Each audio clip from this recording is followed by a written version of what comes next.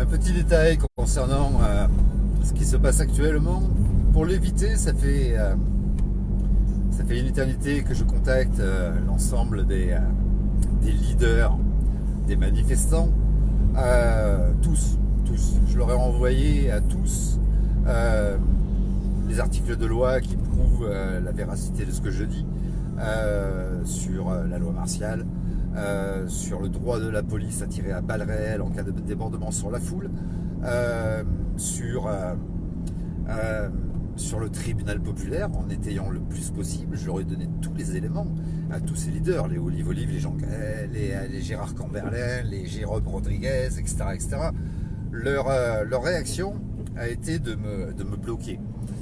C'est vous dire à quel point ces gens-là qui parlent de démocratie ont un esprit démocratique.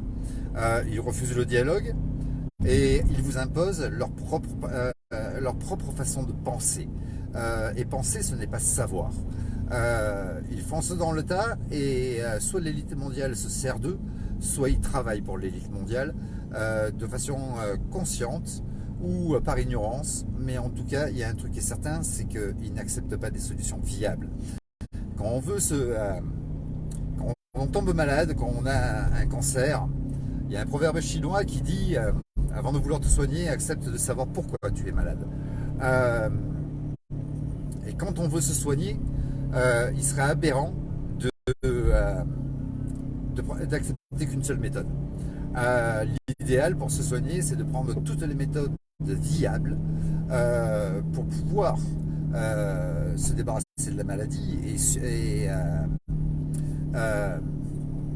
se guérir. Là, ces gens-là, ils pensent qu'à une seule chose, nourrir leur propre nombril, gagner de l'argent sur les réseaux sociaux et vous pousser dans un seul esprit à la révolte. Ils veulent être les leaders, ils pensent certainement pouvoir avoir un jour un poste politique. Ce sont des ânes battés, hein. Ils ont à peine un CAP et ils iront jamais à l'Elysée où il n'y a personne qui veut de nulle part.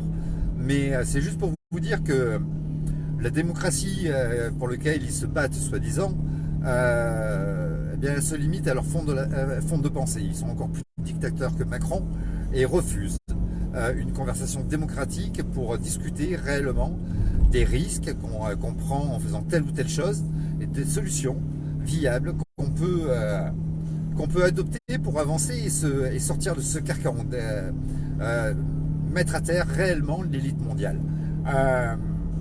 J'ai contacté aussi Antoine d'Alliance Humaine. Tous ces influenceurs, tous ceux qui vous manipulent, je les ai tous contactés. Ils ne pourront pas dire qu'ils ne savaient pas. Ils sont totalement responsables de ce qui se passe. On aurait pu l'éviter. Et ils n'ont pas le droit de dire qu'ils ne savaient pas. Je vous salue, passez un très bon week-end, mes amis.